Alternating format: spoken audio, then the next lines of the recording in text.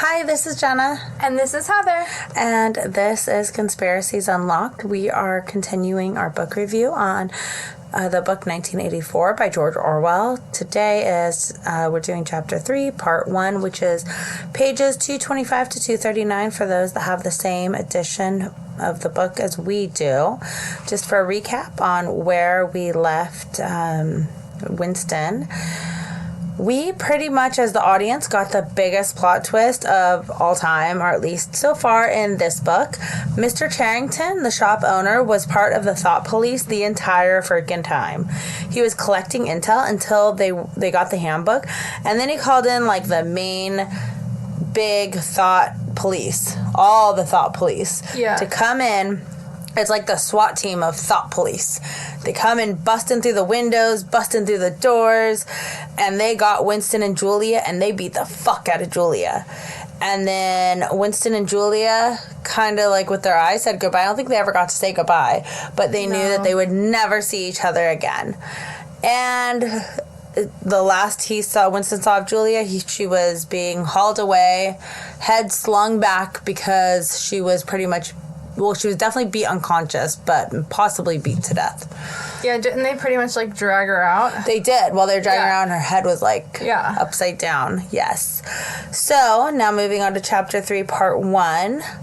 Winston found himself somewhere he did not recognize. He assumed he was in the Ministry of Love, which we know means the opposite here in 1984 land. It's more like the Ministry of Hate, and that is where the prisons are. So he was in a prison. He was a high-ceiling, windowless cell with 4 telescreens and a bench only wide enough to sit on. I thought it sounded like he was like in a holding cell. Yeah, I thought it sounded kind of pretty though because it said that it was glittering with white porcelain on the walls. That's not pretty when that's all you see. It's just like white. Yeah. White walls, 4 white walls. Nope. They're not allowed to move or they get yelled at from the telescreen. So he just has to like sit there with his like he said his hands on his knees to his like chest, like his hands around his knees. Yeah, I didn't catch that part, but I thought it was more like he was sitting on his hands, but I guess I read it. I understood it wrong. Maybe he was sitting on his hands. I had it as like almost fetal position, but sitting up fetal position, like sitting up and holding your knees to your chest. Oh, okay. But what you say makes more sense. Well, because I know that if they move even just the slightest little bit, they're gonna get reprimanded. Yes. Yeah, that is all correct. And he even thought, he remembered, he was like starving. He didn't know the last time he had eaten. He was like, it had to have been like a day ago. Because remember, he woke up and they were taking him and he had already been asleep for however many hours. And so he remembered that he might have some bread in his pocket. And P.S., who keeps bread in their pocket? I mean, like, nowadays you might keep, like, a little candy in your pocket or something. But just bread? Or, like, a piece of gum or something. Bread? I was just thinking maybe it's just a very descriptive way that George Orwell wanted to, like, show how fucked up life was for them, that they would, like, hoard bread in their pocket like that, you know? Well, because they don't really have any other options. They don't really have a lot of choices for food. Probably bread is one of the only staples they really have. Yeah, that's true. So when he reached for it, got yelled at by the telescreen that said, hands off, out of pockets and cells. Like, what the fuck? Who cares? I'm sure he already got frisked.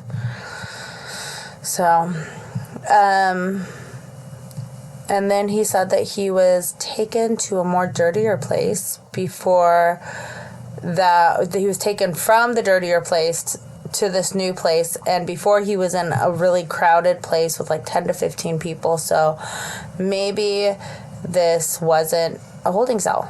Maybe he already was in the holding cell and this is his new cell. I don't know, or maybe they just keep moving people around. And he said something interesting, that the party members all seemed scared, but then the common criminals were all like just blasé, like, whatever. And that's kind of how it is in prisons now. I mean, the people who always go in and out don't care, you know? They're just like, And then, like, if me or you were to go in, we'd be, like, super scared, you know? Like, we're not meant for that. Yeah, because they're just probably so used to being in jail. It's not a big deal for them. Mm-hmm. And then also they've lived such a hard life. They're not living like a privileged life at all. So it's just normal for them probably. But people who are part of the party, they might have more of a privileged life a little bit. Which we've seen with Winston that he does have a little bit. So. And he's not even, like, part of the party. I mean, he is, but he's not. He's, like, at the lower, like... Mm-hmm. Yeah. But he still has more than most. Yes. So, yeah. And it sounded like Winston was hoping to go into forced labor. And if you could act like a common criminal in forced labor, you would get more benefits than the political party member criminals. So it sounds like I feel like that is kind of how it is here as well, like nowadays, because it seems like people who are in prison who like are used to always being in prison, they just go there and they run it and they get privileges because they already know all the people in there, like the guards and stuff, yeah. You know? Well, they're lifers or whatever for the guards, right? Yeah, and they just called informant, I think. I don't know, or even if they're not an informant, they just like know everybody there better. I think in general, they know their place, they know everybody else's place. There was a prostitute that came in kicking and screaming, and 4 guards had to throw her, or had to like bring her in, like from each, like one on each hand and one on each leg, you know? Yeah. And they threw this prostitute on his lap, and then she says, they don't know how to treat a lady, and then proceeds to vomit on the floor. Like, I bet Winston had, like, the biggest eyes watching all this, like, go down in front of him. Like, his eyes were probably, like, the size of freaking apples, just being like, oh, my God. What is happening? Why is this occurring? Yeah, that's pretty nasty, but, I mean... What are you going to do? You get thrown in jail. You're obviously drunk or something. You're going to throw up. I guess. It was super not... Just, yeah. And then... So then she continues to try to, like, make small talk. And she's like, what's your name, dearie? And Winston goes, Smith. And I literally have, oh, God, written down. Because she's all, Smith, said the woman. That's funny. My name's Smith, too. Yeah. And then she's like, why? I might be your mother. And I'm like, oh, fuck. Maybe she is. Or his sister. Or, like, God knows. But wouldn't he recognize what they look like? At least the mother, but the sister was so young that he could be passing her all the time. Remember, for a second, we thought Julia could have been his sister. Oh, that's true. Yeah. Like... It did say that she was the right age and physique to be his mother. Yeah. So that would rule out the sister. Yeah. And, yeah, and for whatever reason, Winston never really thought about Julia. He loved her and would not betray her, but that was only a fact, known as he knew the rules of arithmetic. He felt no love for her and he hardly ever wondered what was happening to her, which I thought that was weird. It's probably too hard for him to think about her. No, I don't know, and then he overheard some women speaking about room 101, but he didn't know what it was. He just heard the reference to room 101. And then he goes on to, he thought more about O'Brien with a flickering hope. And O'Brien already said, I'm not going to save your ass, so sorry. Mm-hmm. Like, move the fuck along, you know? And so then he was hoping for that razor blade, and it says that it was more natural to exist from moment to moment, accepting another 10 minutes of life, even with the certainty that there was torture at the end of it. So it's like he wouldn't even use the razor blade to kill himself. So maybe he would use it to try to get out, like as a weapon? No, I'm not sure. Like, I don't... Because remember how before we were saying, like... Yeah. Oh, would he use it as a weapon? Would they smuggle it in off someone else? Would they smuggle him to off himself? Would they smuggle it in? Like, what would be the reasoning? Because it wasn't flat out said what the reasoning would be. Yeah. And I think that he took it as to off himself. But I don't even see how they would get it to him, because they don't they're not allowed to move. Nobody even brings them food or anything. Yeah. So exactly. that's not a possibility unless they suddenly start giving them food. Yeah, no, you're right. And then and the lights never turn off. It was pure darkness. And he still... Wait, you said the lights never turn off. It was pure darkness. Yeah, it was all... If the lights never turn off. Oh, sorry. It was a place with no darkness. It was pure lightness. I'm sorry. I was putting in like where I was just I was like kind of summarizing these two sentences, and I was putting all the words together. And so he had no idea where he was, and it's cute because he like was trying to figure out like gravitational wise, like do I feel like lighter? Am I like up in the air like in a tall building, or do I feel closer to the ground?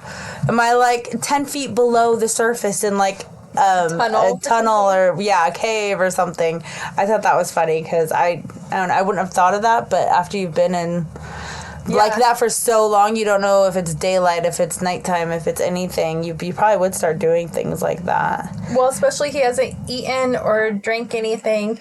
He probably is sleep deprived. Yeah, and because of the lights on constantly. Yeah. So he's just like sitting there staring at everybody. The most exciting thing was this woman that came in throwing up everywhere. Like nothing's really happened, you know. Just top it off. I said, it sounded pretty having the white porcelain walls. Yeah. Well, they probably did that to fuck with them even more because of the lights and then the white walls. That's going to be even brighter in there. That's what I was thinking. Like when you go snowboarding, you get snow blind. Yeah, they're probably like porcelain blind. And that way it reflects back and forth more. And if it's sparkly, it's going to be like glistening in your eyes. Yup. That's not good. I just finished watching a movie called Awake on Netflix. Have you seen it? Awake? I don't think so. I think it just came out, and it has Gina Rodriguez in it, Jane the Virgin, the chick from Jane the Virgin. Mm-hmm. And it's, they have to, something happens, and they can't go to sleep. Like, the whole world can't. It's like an optical illusion? No, when the world... You're trying to say? When the world ends, apocalypse? Yes, an apocalyptic movie. And no one can go to sleep, and so they go through, like, what happens, like, day 4 with no sleep. Your brain starts to swell, and so, yeah, all this Day 4? Yeah. What about in Alaska?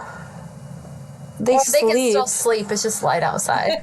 Yeah, I know. They don't go through months without sleep. Because they have times where it's always light or... No, yeah, but they can still put, like, blinds in their windows. Yeah, they do the blackouts. Yeah. Just like us taking a nap in the day, but...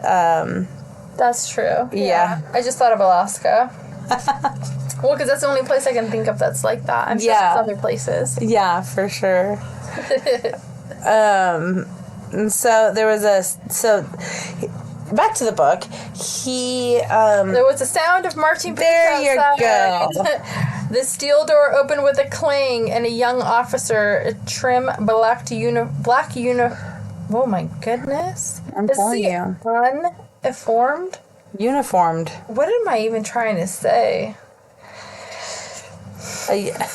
Trim black uniformed figure who seemed to glitter all over with polished leather, and whose pale, straight feature face was like a wax mask, stepped smartly through the doorway.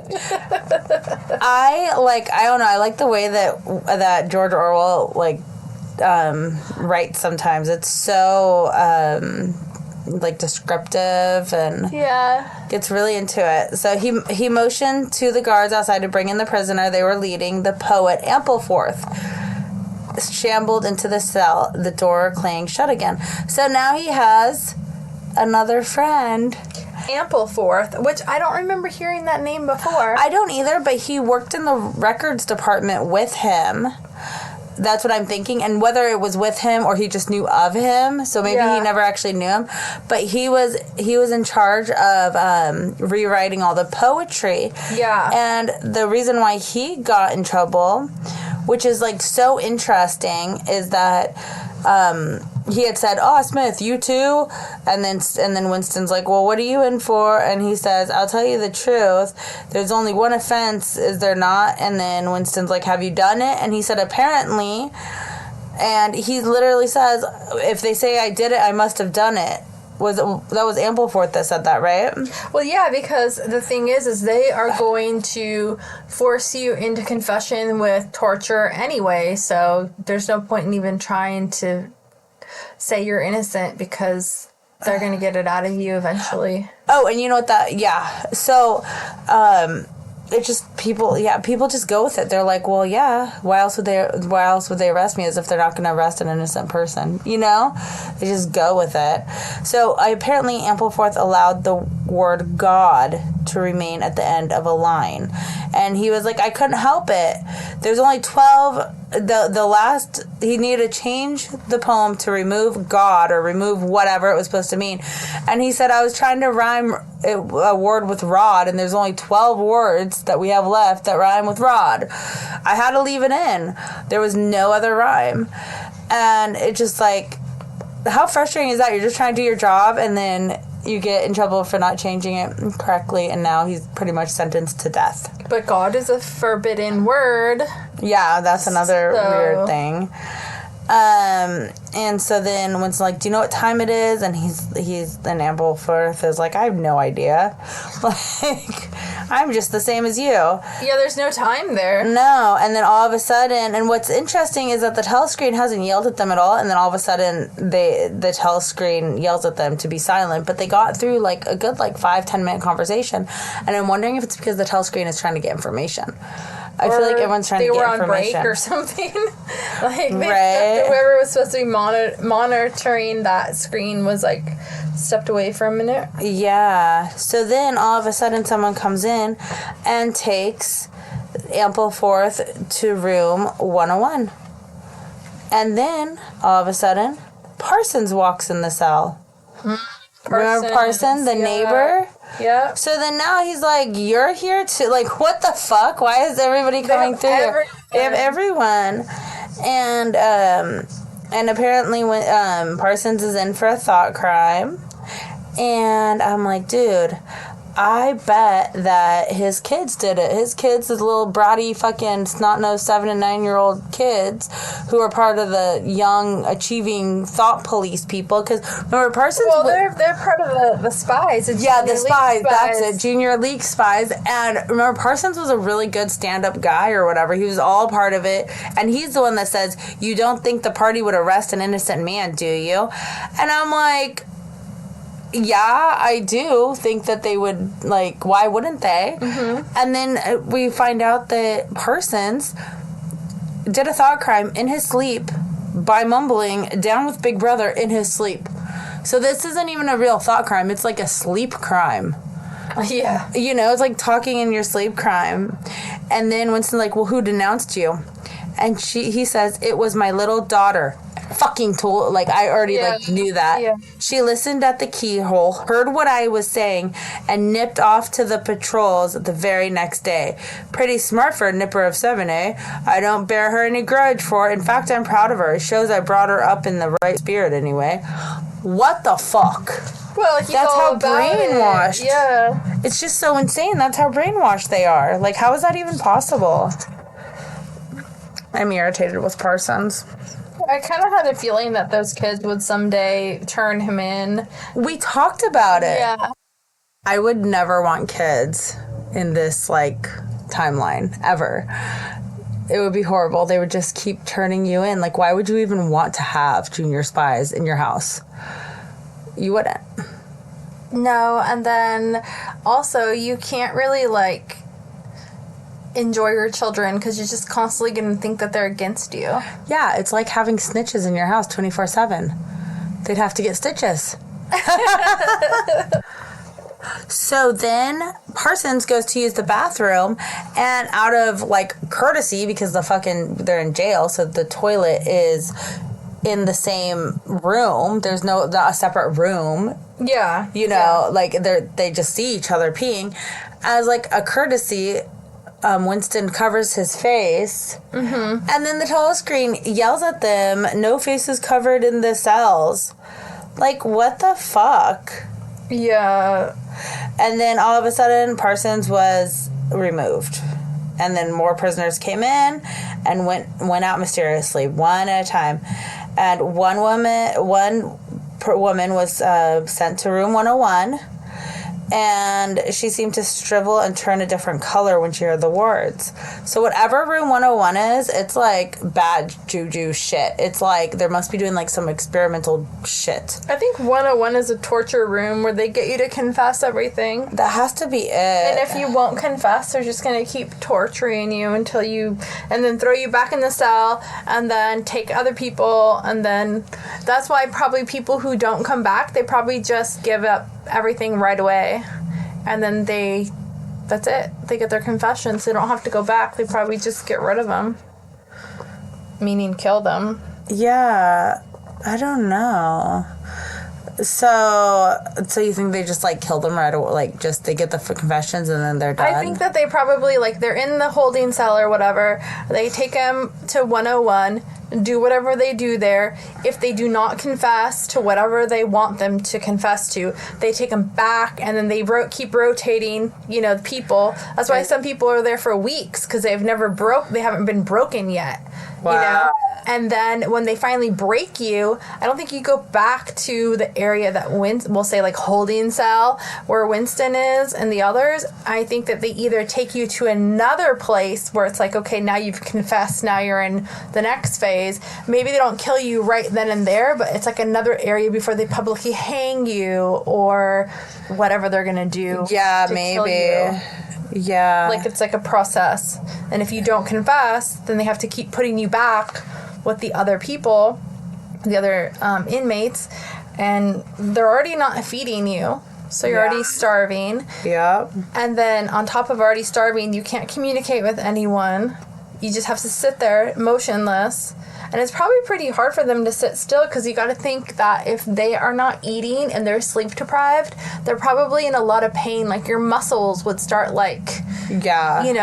cramping, and different lack of water and different things would happen that you probably just almost shake just with pain. But it's like you can't even shake because they tell you to stop moving. Yeah. You can't fall asleep. They probably tell you to wake up. Yeah, for sure. Because they want you to be sitting up and all that. Yeah. Yeah, because you can't. Well, it is prison, so they don't want you to be comfortable either. But this takes it to a new extreme. Yeah, but even our prisons, you're allowed to sleep and stuff. Yeah.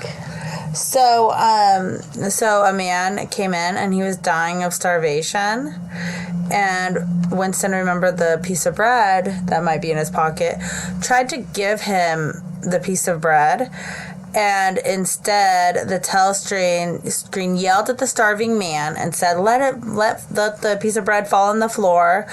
And the man who had no meat left on him, he was just skin and bones, obeyed it and dropped the piece of bread, which I would have been fuck it, and shoved it in my mouth really quickly. What are they gonna do? Worse than what they've already did. Yeah. Then they beat up the old man. They came in, was beating on the old man, and then someone was room 101, and I'm still what the fuck is this place? And then the starving old man says, "Comrade officer, you don't have to take me to that place. Haven't I already told you everything already?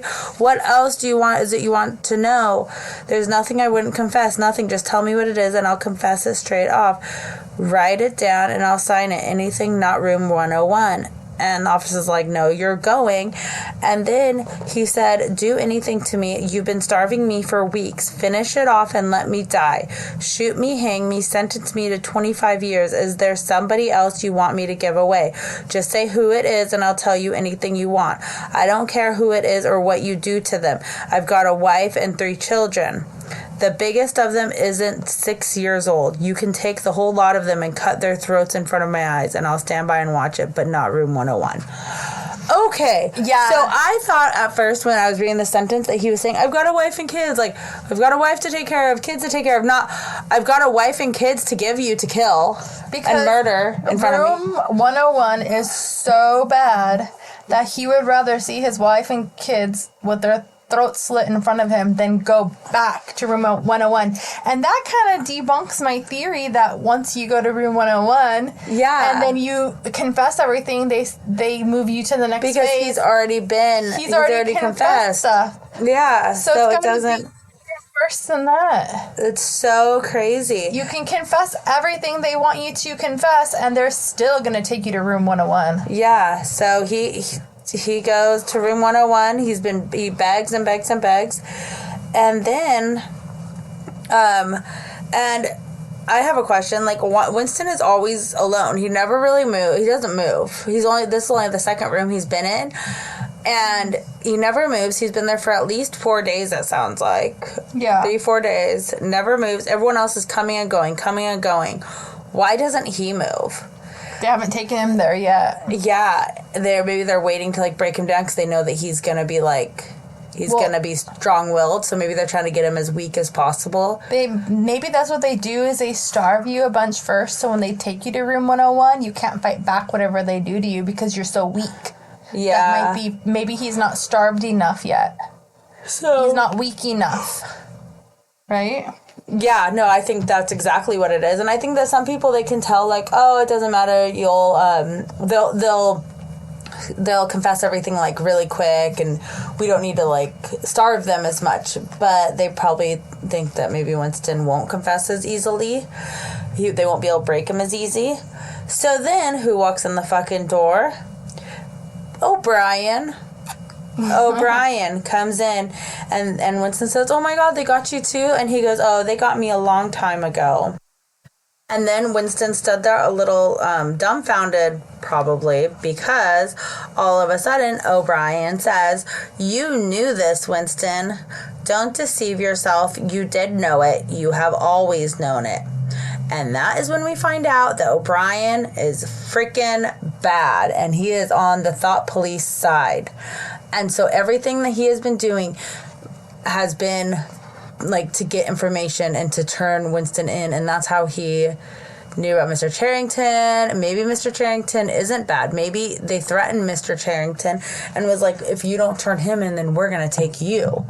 Oh, that's a good possibility. Because I trust Mr. Charrington more than O'Brien, and O'Brien, he could have caught wind that Winston was thinking that the Brotherhood was real, so he tested him by sending him that piece of paper, and maybe that was, like, all just a fake thing. Yeah. Just to see if what Winston was thinking. Or Mr. Charrington and O'Brien have done this before with many other people, letting them stay there to get information, and then when the time is right, go in there with the thought police, SWAT team, whatever, and arrest them. Maybe, but it seems like so much work to just get 2 people. But maybe they ended up getting more people throughout the process of it, because Winston did have a lot of interactions, and we don't know what happened to, like, the prostitute with the white face. Yeah. And, like, all these other people that he could have had interactions with. Either way, O'Brien is rat and slimeball, and... Yeah, so there's another plot twist that we didn't see coming at all. Yeah, and then after Winston gets that thrown on him by O'Brien, the reality check, he gets basically beat up by the guard. Oh yeah, I forgot about that part. Yeah, he literally is like, nothing in the world was so bad as physical pain. In the face of pain, there are no heroes. No heroes, he thought over and over as he writhed on the floor, clutching uselessly at his disabled left arm. And I love how George Orwell always finishes each part with like not a plot twist, but like some sort of like words of wisdom or like thought-provoking, like a thought-provoking quote. Yeah. And it happens all like 98% of the time with these. So now his left arm is probably broken or fractured. Yep. And that's where it leaves us with O'Brien's probably thinking, like, who can he trust? Like, what the fuck? Yeah. No one. Exactly, yeah. I mean, what about Julia? Nope. Can't trust anybody. So, okay, well, that is our book for our chapter 3, part 1. Yeah, and we have 5 more parts to go, and then we have the afterword and the movie review. I can't wait to see how the movie matches up with the book, and it'll be really fun to see all like the graphics. I'm excited to watch the movie and who plays Winston and who plays Julia and how this what all they goes look down. like. Yeah, Like, we have them pictured like in our minds based on what the book describes, but to actually see them, it's going to be. And what about all the little kids and stuff? You know, little assholes. Little yeah, spies. I wonder if it's even going to be set in America. It might not even be an American movie. It could be, because I feel like a lot of those movies are set in other countries, like in like like Europe. dubbed. Do you think it could be dubbed? Maybe I don't it's know. dubbed. Oh, that'd be annoying. I don't know if it is. I've never either, but I love I love telenovelas. Like I just started one right now. Do you think we'll be able to find the movie? Yeah, it has to be somewhere. Yeah, we'll find it. We have to find it. Yeah. I think that I've seen it on Amazon. So if anything, we'll have to like buy it and like find a DVD player. I think I have one at home still hooked up. DVD? I know. Oh my gosh, we're really taking it back. We might even have to find like a VHS. Go to my mother-in-law's house. She has VHS players. I don't know. Wow. Okay. Well, I was hoping we can stream it on Netflix or something. I was too, but now that I'm thinking about it, I don't know. Okay, well, thank you for listening, and thank you for all of our fantastic followers. You guys have been absolutely amazing. And don't forget to share, like, subscribe, listen, and follow. Thank you so much. Bye. Bye.